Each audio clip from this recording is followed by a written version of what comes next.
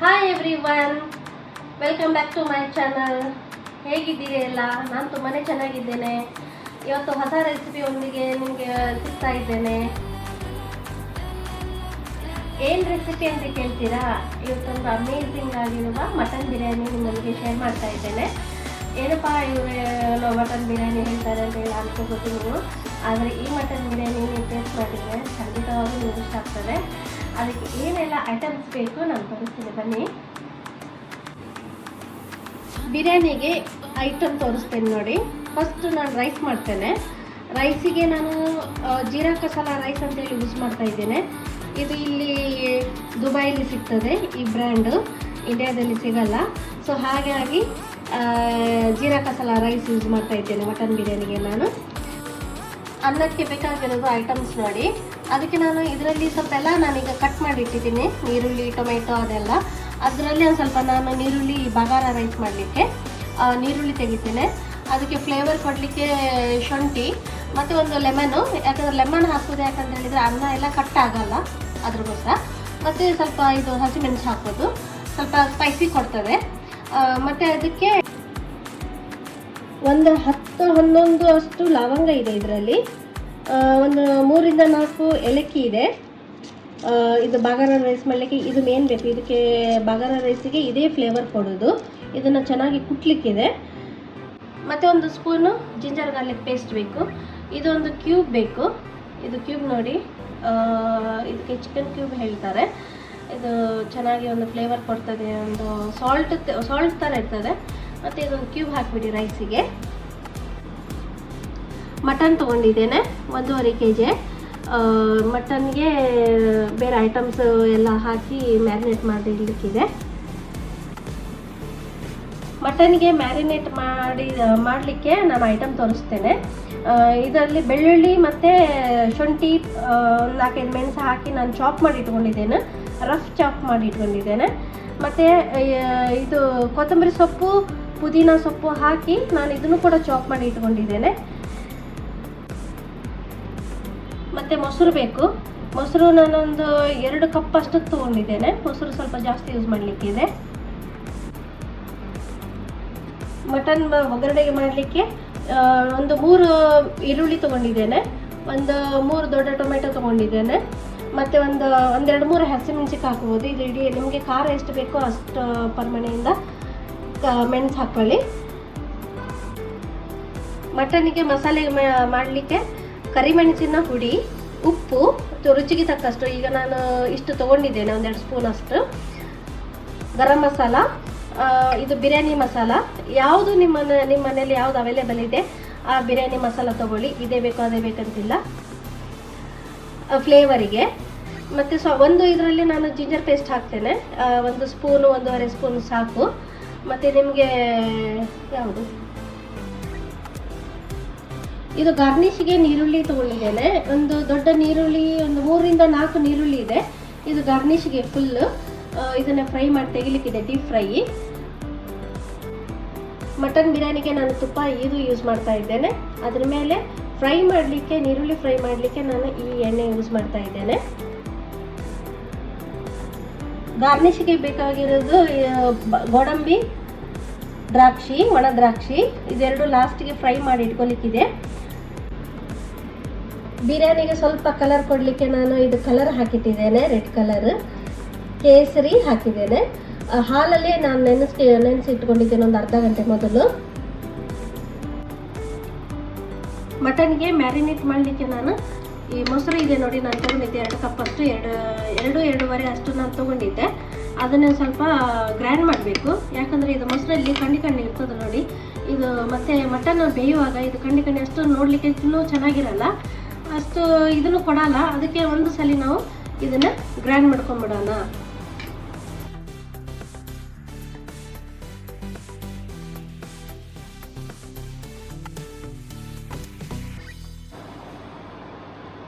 Mutton ತೊಗೊಂಡಿದ್ದೇನೆ. Mutton 1.5 kg ಅಷ್ಟಿದೆ. ಈಗ ನಾನು ಅದಕ್ಕೆ ಮೊಸರನ್ನು ಮಿಕ್ಸ್ ಮಾಡ್ಕೊತಾ ಇದ್ದೇನೆ. ಇದು ಫ್ರೈ ಮಾಡ್ಕೊಂಡಿದ್ದ ಈರುಳ್ಳಿ ಏನೈತೆ ನೋಡಿ, ಸ್ವಲ್ಪ ಕ್ರಷ್ ಮಾಡ್ಕೊಳ್ಳೋಣ.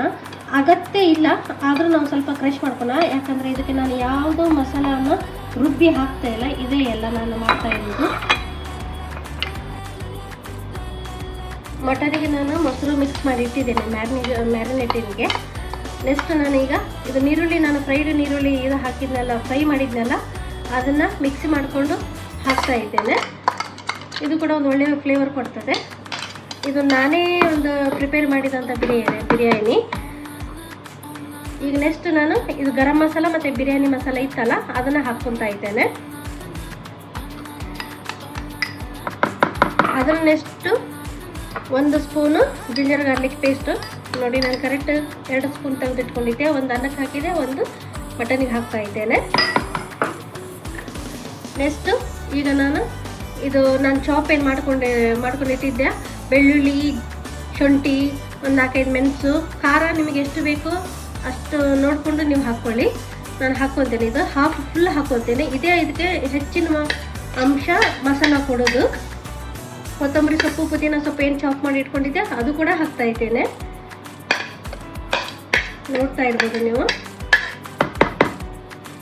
ಹಾಗೆ ಇವತ್ತಿನ ಬಿರಿಯಾನಿ ನಮಗೆ ಇದು ಸ್ಪೆಷಲ್.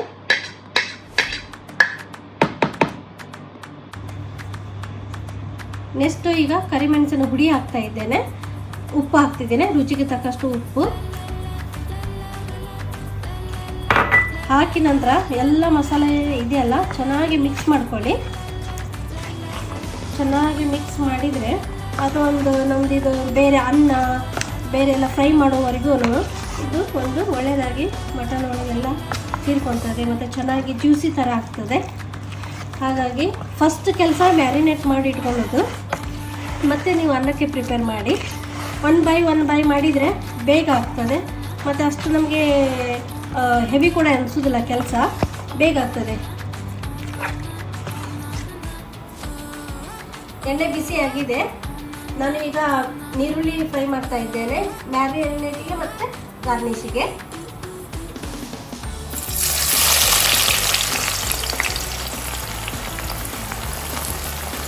ಎಲ್ಲ ಒಂದೇ ಸರಿ ಹಾಕೊಂಡ್ಬಿಡ್ತೇನೆ, ಯಾಕಂದರೆ ಎಣ್ಣೆ ಚೆನ್ನಾಗಿ ತುಂಬ ಕಾದಿದೆ, ಸೊ ಹಾಕಿಬಿಡ್ತದೆ, ಏನು ತೊಂದರೆ ಇಲ್ಲ, ಹಾಕ್ಬೋದು.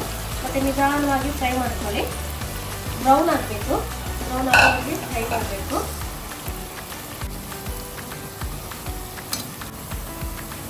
ಇಷ್ಟು ಫ್ರೈ ಆಗಬೇಕು, ಬ್ರೌನಿಗೆ ಹಾಕಿ ಅವಾಗ ಒಳ್ಳೆ ಫ್ಲೇವರ್ ಕೊಡ್ತದೆ.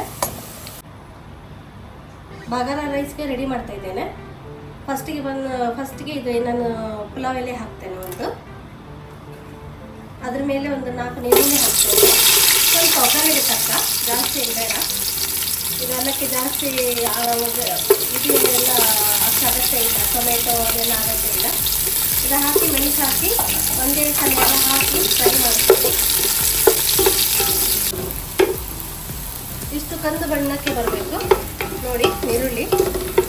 ಇಷ್ಟು ಬಣ್ಣಕ್ಕೆ ಬಂದುಬಿಟ್ರೆ ಮತ್ತು ಹಸಿ ನೀರುಳ್ಳಿ ಸಿಗಲ್ಲ ಬಾಯಿಗೆ. ಆವಾಗ ನಾವು ಮಾಡಿ ಇಟ್ಕೊಂಡೆ ಅಂತ ಲವಂಗ ಮತ್ತು ಏಲಕ್ಕಿ ಹಾಕಿಬಿಡೋಣ. ಇದಕ್ಕೆ ಈ ಬಗಾರ ರೈಸಿಗೆ ಇದೇ ಫ್ಲೇವರ್ ಕೊಡೋದು, ಏಲಕ್ಕಿ ಮತ್ತು ಲವಂಗ. ಮತ್ತು ಈಗ ಅಕ್ಕಿ ಹಾಕಿಬಿಡೋಣ. ಅಕ್ಕಿ ನಾನು ಒಂದು ಅರ್ಧ ಗಂಟೆ ನೆನೆಸಿಟ್ಕೊಂಡು, ಅಕ್ಕಿ ನಾನು 1 ಗಂಟೆ ನೆನೆಸಿ ಇಟ್ಕೊಂಡಿದ್ದೇನೆ. 1 ಗಂಟೆ ಮೊದಲೇ ನೆನೆಸಿಟ್ಕೊಂಡಿದ್ದೇನೆ, ಚೆನ್ನಾಗಿ ತೊಳೆದೆಲ್ಲ ಫ್ರೈ ಆದಮೇಲೆ ಇದನ್ನು ಹಾಕಿಬಿಡುತ್ತೆ ಹತ್ತಾದ್ಮೇಲೆ.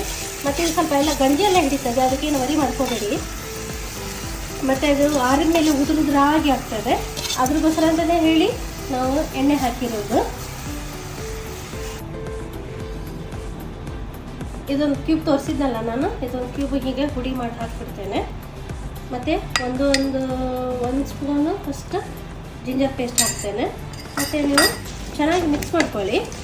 ಮಿಕ್ಸ್ ಮಾಡಿಕೊಂಡು ಅದು ಬಾಯ್ಲಿಂಗ್ ಬರುವಾಗ ನೀವು ಜಾಸ್ತಿ ಕೈ ಹಾಕ್ಲಿಕ್ಕೆ ಹೋಗಬೇಡಿ. ಈಗಲೇ ನೀವು ಚೆನ್ನಾಗಿ ಮಿಕ್ಸ್ ಮಾಡಿಕೊಂಡು ಉಪ್ಪು ಎಷ್ಟು ಬೇಕೋ ಅಷ್ಟೆಲ್ಲ ಹಾಕಿ ಇಟ್ಬಿಡಿ. ನಾನೀಗ ನೀರು ಹಾಕ್ತೇನೆ. ನೀರು ನೀವು ಅಡ್ಜಸ್ಟ್ಮೆಂಟ್ ನೋಡಿಕೊಂಡು ಮೇಜರ್ ಎಷ್ಟು ಬೇಕಂತ ನೋಡ್ಕೊಳ್ಳಿ. ಮೇಜರ್ ಆದರೆ ಮೇಜರ್ ತೊಗೊಳ್ಳಿ.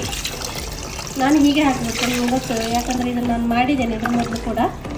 ಸೊ ಹಾಗಾಗಿ ಅದು ಎಷ್ಟಕ್ಕೆ ಬೇಯ್ತದೆ ಅನ್ನೋದು ನಂಗೆ ಗೊತ್ತಿದೆ. ಹಾಗಾಗಿ ನನ್ನ ಮೆಜರ್ಮೆಂಟಲ್ಲಿ ನಾನು ನೀರು ತೊಗೊಂಡಿದ್ದೇನೆ. ನೀವು 1 ಕಪ್ಪು 2 ಕಪ್ಪು ಹೀಗೆ ಅಕ್ಕಿ ತೊಗೊಳ್ಳುವಾಗ ನಿಮಗೆ ಎಷ್ಟು ಅದಕ್ಕೆ ಬೇಕಾಗ್ತದೆ ನೀರು ನೋಡ್ಕೊಳ್ಳಿ. ಮತ್ತು ಈ ಅಕ್ಕಿದು ಸ್ಪೆಷಾಲಿಟಿ ಏನು ಹೇಳಿದರೆ, ಈ ಅಕ್ಕಿ ಕುದ್ದ ಮೇಲೆ ಆದಮೇಲೆ ಬಾಯ್ಲ್ ಎಲ್ಲ ಆದಮೇಲೆ ಇದು ಜಾಸ್ತಿ ಕ್ವಾಂಟಿಟಿ ಆಗ್ತದೆ. ಹಾಗಿರುವಾಗ ಮತ್ತು ಜಾಸ್ತಿ ಮೆತ್ತಗೆ ಮಾಡಲಿಕ್ಕೆ ಹೋಗಬೇಡಿ ಈ ಅನ್ನನ. ಸ್ವಲ್ಪ ಸ್ವಲ್ಪ ಬಿರಿಯಾನಿಗೆ ಸ್ವಲ್ಪ ಖಡಕ್ಕಿಲ್ಲ ಅನ್ನ. ಮತ್ತು ನಾನು ನಿಮಗೆ ತೋರಿಸಿದ್ದೆ ಇದು ಲಿಂಬೆ ಲಾಸ್ಟಿಗೆ ಒಂದು ಹಾಕಬೇಕಂತೇಳಿ ಅನ್ನಕ್ಕೆ. ಮತ್ತು ಇದು ಫ್ಲೇವರಿಗೆ ಸ್ವಲ್ಪ ಜಿಂಜರ್ ಎಲ್ಲ ಕಟ್ ಮಾಡಿ ಇಟ್ಕೊಂಡಿದ್ದಲ್ಲ ಅದು ಹಾಕಿದ್ದೇನೆ. ಲಿಂಬೆ ಯಾಕೆ ಹಾಕೋದು ಅಂತ ಹೇಳಿದರೆ, ಈ ಬಾಸ್ಮತಿ ಅಕ್ಕಿ ಎಲ್ಲ ಹಾಕುವಾಗ ಅನ್ನ ಕೈ ಹಾಕಿ ಎಲ್ಲ ಕಟ್ಟಾಗಿಬಿಡ್ತದೆ. ಅದ್ರಿಗೋಸ್ಕರ ಲಿಂಬೆ ಹಾಕಲೇಬೇಕು. ಸ್ವಲ್ಪ ಖಡಕ್ಕಾಗಿ ಅನ್ನ ಅರಳುತ್ತದೆ ಮೇಲೆ.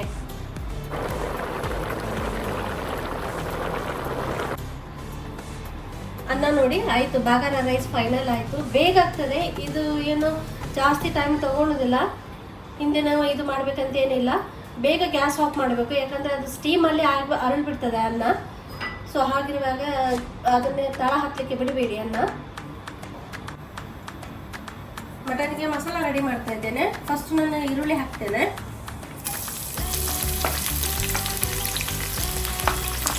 ಈರುಳ್ಳಿ ಹಾಕಿ ಸ್ವಲ್ಪ ಕಂದು ಬಣ್ಣಕ್ಕೆ ತಿರುಗಲಿ. ತಿರುಗಿದ ನಂತರ ಮತ್ತೆ ಟೊಮೆಟೊ ಹಾಕೋಣ.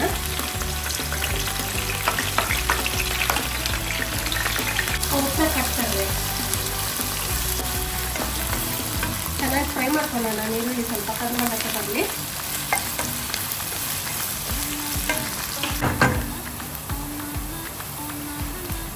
ಟೊಮೆಟೊ ಹಾಕ್ತಾ ಇದ್ದೇನೆ ಈಗ. ನೋಡಿ, ಈರುಳ್ಳಿ ಇಟ್ಟು ಕಂದು ಬಣ್ಣಕ್ಕೆ ಬರಬೇಕು. ನಾನು ಮೊದಲೇ ಟೊಮೆಟೊ ಯಾಕೆ ಹಾಕಲಿಲ್ಲ ಅಂದರೆ, ಟೊಮೆಟೊ ಹಾಕಿದರೆ ಸಿಗೋಗ್ತದೆ ಬೇಗನೆ, ಈರುಳ್ಳಿ ಹಾಗೆ ಹಸಿರಿಸಿ ಹೋಗ್ತದೆ ಅಂತೇಳಿ ಸ್ವಲ್ಪ ಕಂದು ಬಣ್ಣಕ್ಕೆ ತಂದೆ. ಈಗ ನಾನು ಟೊಮೆಟೊ ಹಾಕ್ತೇನೆ. ಟೊಮೆಟೊ ಬೇಗ ಆಗ್ತದೆ. ಟೊಮೆಟೊ ಉದ್ದುದಾಗೆ ಕಟ್ ಮಾಡಿ, ಚಿಕ್ಕದಾಗೆಲ್ಲ ಕಟ್ ಮಾಡಿಟ್ಕೊಂಡು ಹೋಗಬೇಡಿ, ಉದ್ದುದಾಗೆ ಕಟ್ ಮಾಡಿ.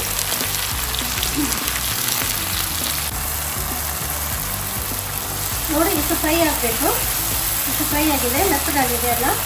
ಮತ್ತು ನಾನು ಇದನ್ನೇ ಹೇಳಿದ್ನಲ್ಲ, ಬೆಳ್ಳುಳ್ಳಿ ಶುಂಠಿ ಎಲ್ಲ ಹಾಕಿ ಇದನ್ನು ಮಿಕ್ಸ್ ಮಾಡ್ಕೊಳ್ಳೋಣ ಚೆನ್ನಾಗಿ.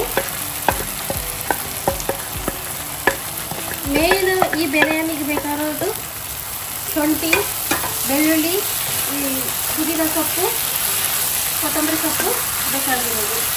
ಅದೇ ಮೇನ್ ಒಂದು ಫ್ಲೇವರ್ ಕೊಡ್ತದೆ.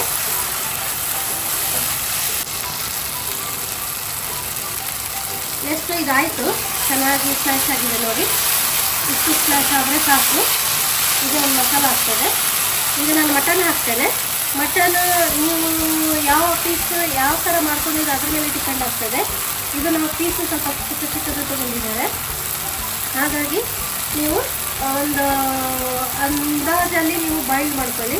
ಇದು ನಮಗೆ ಮಿನಿಮಮ್ ಒಂದು ಗಂಟೆ ಸಾಕು ಕಾಣ್ತಾಯಿದೆ. ಇದು ಮಟನ್ ಹಾಕ್ತಾ ಇದ್ದೇನೆ ಈಗ. ನೋಡಿ, ಮಟನ್ ಪೀಸ್ ನಾವು ಚಿಕ್ಕದು ಮಾಡಿದೆ, ಯಾಕಂದರೆ ಅದು ಬಾಯ್ಲ್ ಆಗಲಿಕ್ಕೆ ತುಂಬ ಟೈಮ್ ಹಿಡಿತದೆ ಅಂತೇಳಿ. ಮತ್ತು ಕುಕ್ಕರಲ್ಲಿ ಹಾಕ್ಲಿಕ್ಕೆ ಹೋಗಬೇಡಿ. ಕುಕ್ಕರಲ್ಲಿ ಹಾಕಿದರೆ ಅದ್ರದ್ದು ಟೇಸ್ಟ್ ನಮಗೆ ಅಷ್ಟು ಹಿಡಿಸಲ್ಲ. ಮತ್ತು ನಿಮಗೆ ನೋಡಿ, ನಿಮಗೆ ಹೇಗೆ ಬೇಕು, ಚೆನ್ನಾಗಿ ಬೇಯಬೇಕು ಅದೆಲ್ಲ ಆದಮೇಲೆ ಮಾಡ್ಕೊಳ್ಳಿ. ಕುಕ್ಕರಲ್ಲಿ ಮಾಡಿಕೊಂಡ್ರೆ ಅದು ಪೀಸ್ ಆಗೋ ಚಾನ್ಸಸ್ ಇರ್ತದೆ. ಮಾಂಸ ಒಂದು ಹತ್ರ, ಬೋನ್ಸ್ ಒಂದು ಹತ್ರ ಆಗೋ ಚಾನ್ಸಸ್ ಇರ್ತದೆ. ಅದ್ರಗೋಸ್ಕರ ಈ ಥರ ಮಾಡಲಿಕ್ಕೆ ನಾನು ಒಂದು ಹೇಳ್ತಾ ಇದ್ದೇನೆ. ನೋಡಿ, ಚೆನ್ನಾಗಿ ಮಿಕ್ಸ್ ಮಾಡಿಕೊಂಡು ಒಂದೇ ದಮ್ಮಲ್ಲಿ ಬೇಯೋ ಹಾಗೆ ಮಾಡ್ಕೊಳ್ಳಿ.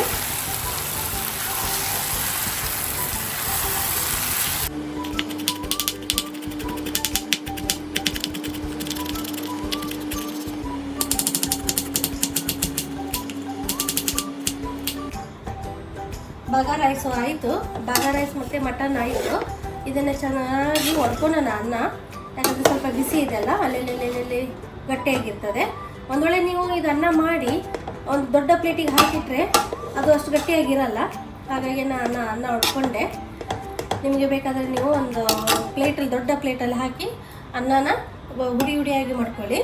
ಈಗ ನಾನು ಲೇಯರನ್ನು ಜೋಡಿಸ್ತೇನೆ ನೋಡಿ.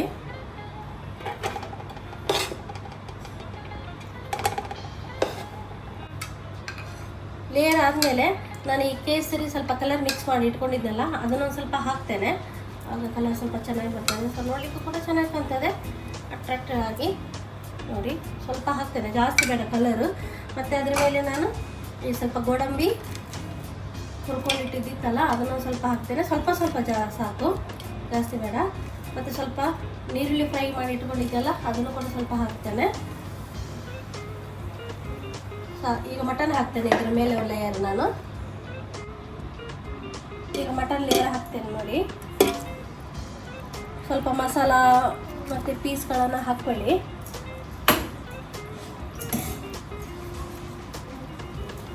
ನಿಮಗೆ ಎಷ್ಟು ಲೇಯರ್ ಕೂಡ ಮಾಡ್ಕೋಬೋದು, ಈ ಕ್ವಾಂಟಿಟಿ ನೋಡಿ ನೀವು ಮಾಡ್ಕೊಳ್ಳಿ.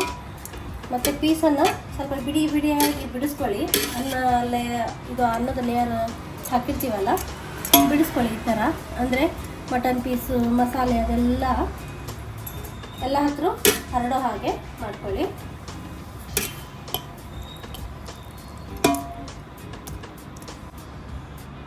ಬಿರಿಯಾನಿ ಆಯಿತು, ಲೇಯರ್ ಎಲ್ಲ ಸೆಟ್ಟಿಂಗ್ ಮಾಡಿದೆ. ಅದರ ಮೇಲೆ ಒಂದು ಸ್ವಲ್ಪ ನಾನು ಗಾರ್ನಿಷ್ ಎಲ್ಲ ಮಾಡಿದ್ದೇನೆ. ಅದೇ ಗೋಡಂಬಿ ದ್ರಾಕ್ಷಿ ಎಲ್ಲ ಇತ್ತಲ್ಲ ಅದನ್ನೇ ಹಾಕಿದ್ದೇನೆ. ಮೇಲೆ ಒಂದೆರಡು ಸ್ಪೂನ್ ತುಪ್ಪ ಹಾಕ್ತೇನೆ. ಬೇಕಾದರೆ ಹಾಕಿ, ಇಲ್ಲಾಂದರೆ ಬೇಡ, ಆಪ್ಷನಲ್. ಸಿಂಪಲ್ ಆದ ಒಂದು ಬಿರಿಯಾನಿ ರೆಡಿ ಆಯಿತು.